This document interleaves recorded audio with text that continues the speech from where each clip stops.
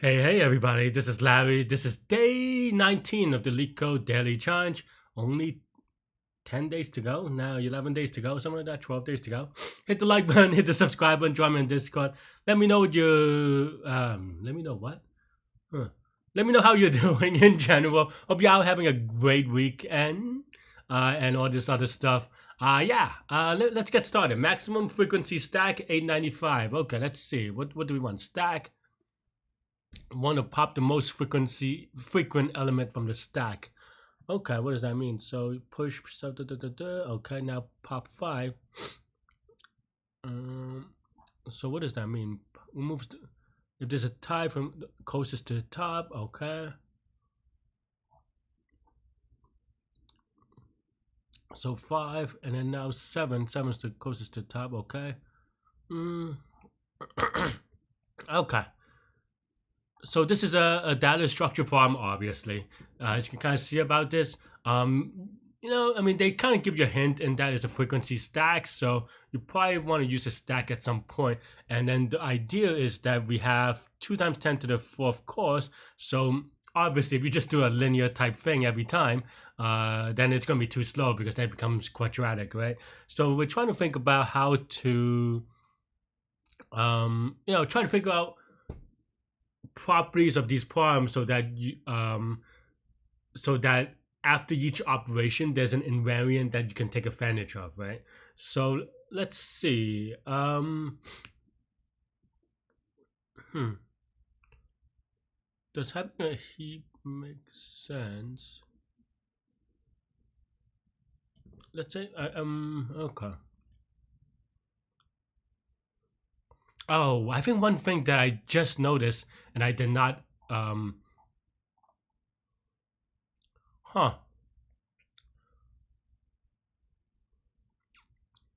Yeah, one thing I just noticed is that there's no regular pop, right? So this pop is always removing the most frequent thing. So you don't have to support an actual stack pop. And that actually makes it slightly easier, and then you can kind of lie and cheat about the implementation, right?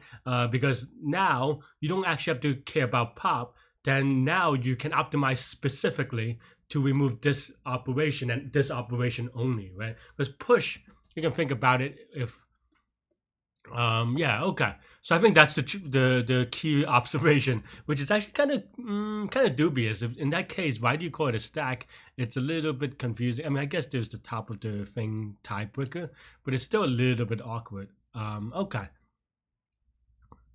So I think in this case,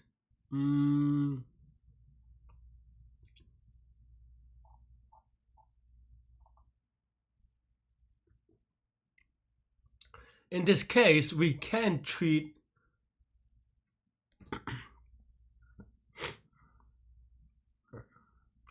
yeah, I think we can use a heap is what's going on here. I'm trying to think about we could treat and my thought process is just trying to figure out whether, for example, in this case we have you know 3 5s, right? Do we have to make sure all the 5s are in sync? And I think probably not, but we can still kind of do it just to kind of be careful, because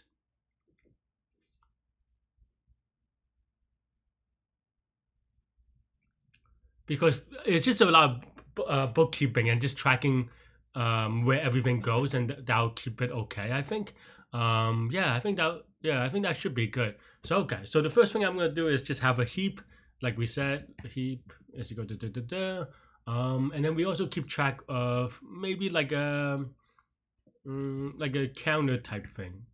The counter being like just a number that the next time you push it on the stack. Because one thing that I would say is that like you could encode this function, this push operation as like the 0 index, 1 index, 2, 3, 4, 5, right? That makes sense. And then let's say you pop, right? Let's say you got rid of this 5, and then now you add another number 2, right? Of course you can get rid of the 5 and then make this position 5, but also doesn't change anything to just make this 6 because there is an invariant about stack that if you pop, then this is the number that comes in later will always be on top of all the numbers that comes before it, no matter how you do it, right? Unless it already got popped, but you don't have to care about that operation anymore. So then now having this counter here will allow us to figure out what the top of the stack is, right?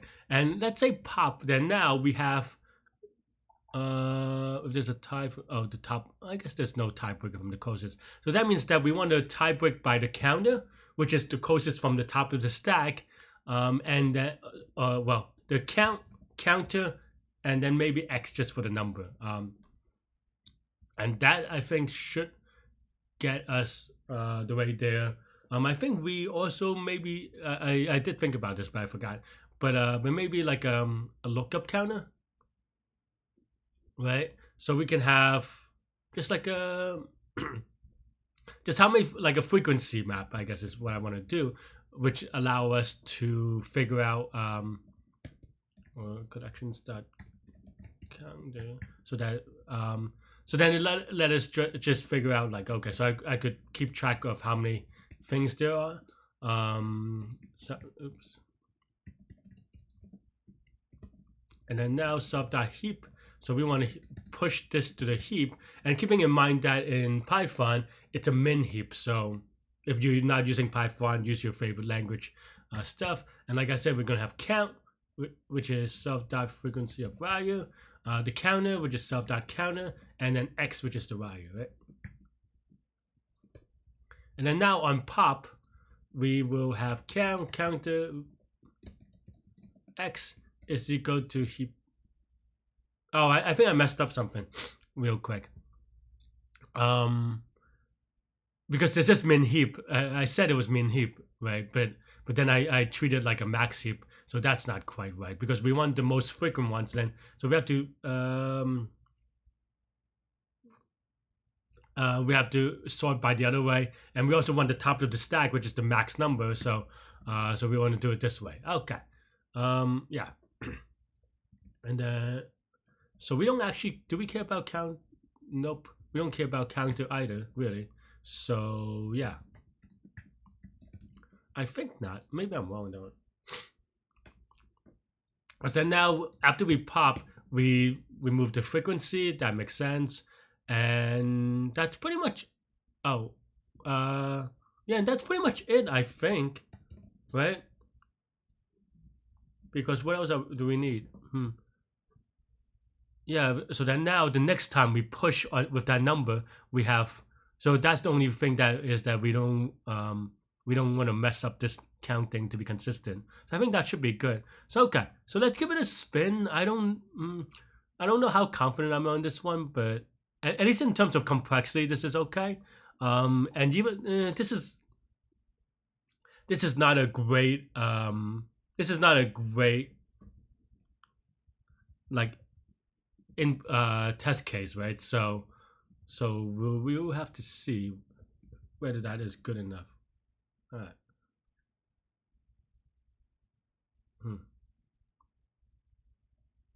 Oh, did I pop?